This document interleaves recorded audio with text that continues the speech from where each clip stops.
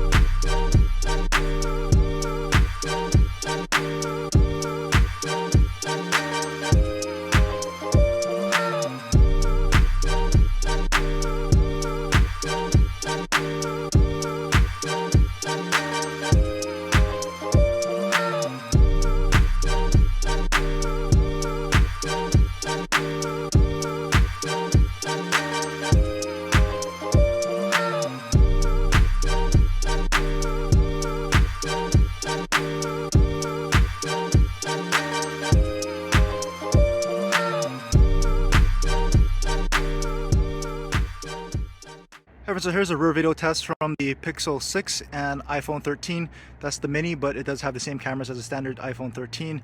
As you can see here, they're both recording from the rear-facing cameras. Ultra wide angle lenses at 4K 30 frames per second. And let's go ahead and pan around here so you get a feel for what these ultra wide angle lenses look like and how they compare. The iPhone 13 has a wider field of view, so it'll fit more in the frame than the Pixel 6's ultra wide angle camera. And I'll just pan around here so you get a feel for that. And you can see the sky there, really nice blue skies, a lot of green, so you can check out the color differences and what that looks like here between these two phones.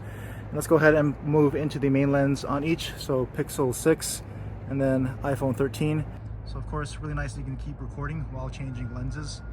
We'll pan around here, you can see the fall leaves are coming in right over there, so it looks pretty nice, good contrast of colors. And we'll move over here and we'll test zoom there on the cell tower. So let's move into maybe just a 2x digital zoom here on the Pixel 6, and let's try to do an equivalent zoom here on the iPhone 13. And then this is all digital zoom because neither of these phones have a telephoto lens at all. And the max zoom at 4K for the iPhone is going to be 3x, and here's what the 3x equivalent looks like here on the Pixel 6. And the Pixel 6 can go all the way up to a 7x, I believe. 7x digital there on the Pixel 6 at 4K.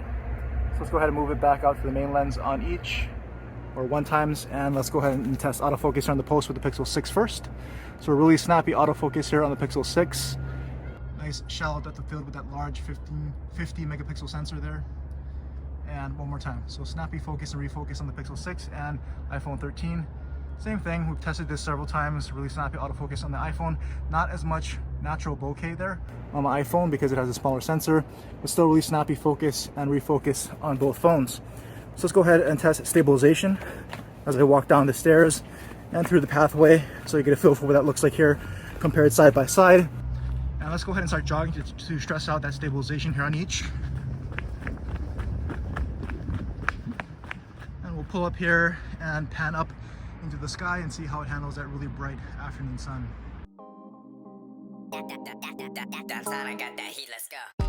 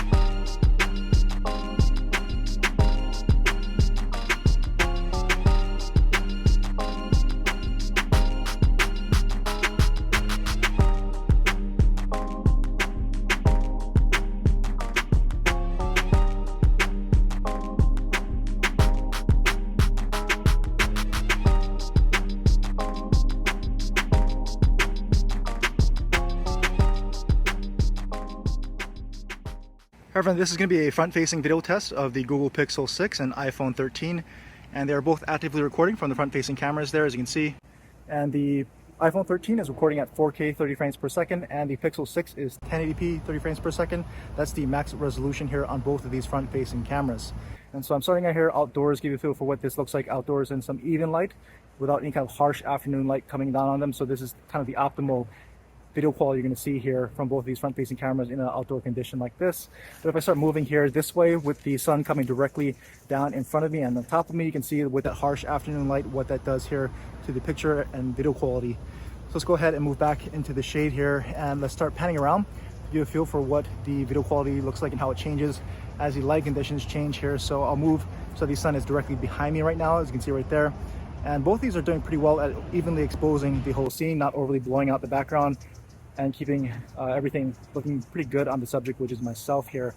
And I will keep panning around so we get back to where we were. And also note that the Pixel 6 has the speech enhancement capability turned on, so it reduces a lot of the background noise, wind noise. So pay attention to that audio on the Pixel 6 with that on versus the iPhone 13 here. And as I start walking, we can see how the stabilization works here and how they compare side by side on the Pixel 6 and the iPhone 13. Also with a lot of this variable lighting with the shade and sun coming down. So let me know what you think here of the Pixel 6 and iPhone 13 front-facing camera video quality here.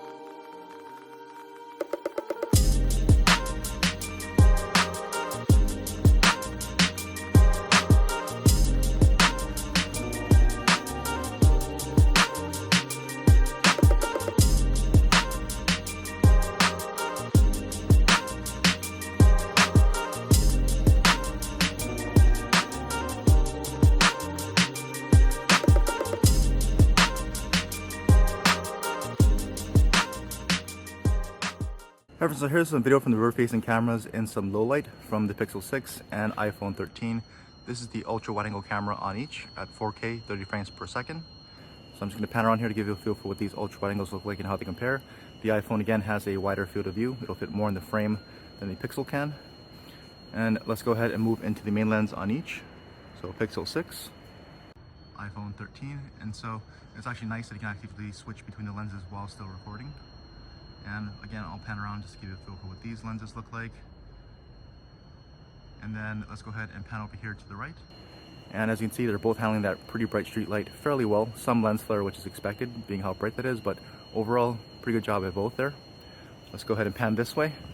And we'll start walking to test stabilization, as well as moving over to a darker area. So obviously that had a lot of light over there, so you can see what that's doing in some fairly good lighting conditions. And as you move this way, you can see it's getting much darker. Also check out the stabilization. It's probably a little bit jittery, which happens in low light. And already it's getting much darker. And you can already see the camera's trying to brighten up the scene more than it actually is in reality with my own eyes here. And of course this is going to come at the expense of some noise. So let's go ahead and pan up into the night sky. You can see what that looks like there. Not a lot of clouds here, pretty clear tonight. So you can see trying to brighten that up and introducing noise because of that. And we'll pan over here to the left, which is some mixed lighting situation. It's dark, but you can see there are some accent lights here, so you can see what that looks like here and how they're handling these types of lights. Both are looking actually pretty good. It's not necessarily flaring them out, but it's kind of controlling the lights pretty nicely. And so there you go. There's a 4K video test in some low light on the Pixel 6 and iPhone 13.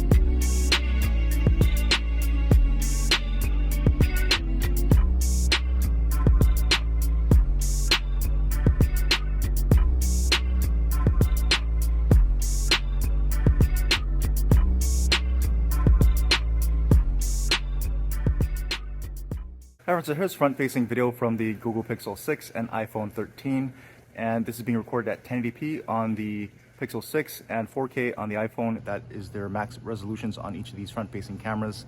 And off the bat, I can see the iPhone has a slightly wider field of view than the Pixel, so you'll be able to fit more into the frame on the iPhone front-facing camera, and the Pixel's a little bit more cropped in for that stabilization. And so also, the color temperature is going to be a little bit different here. As you can see, the iPhone, as it typically does, is leaning towards a much warmer color temperature. Pixel, much cooler. And again, Pixel is probably a little bit more accurate here. It's not as warm as the iPhone is showing. And so let's go ahead and start walking to test stabilization. So you can see what that looks like here side by side on each of these front-facing cameras. And we'll also move over to a much more difficult lighting situation. So it'll get a little bit darker over here. And I'll be passing by a fountain to my right.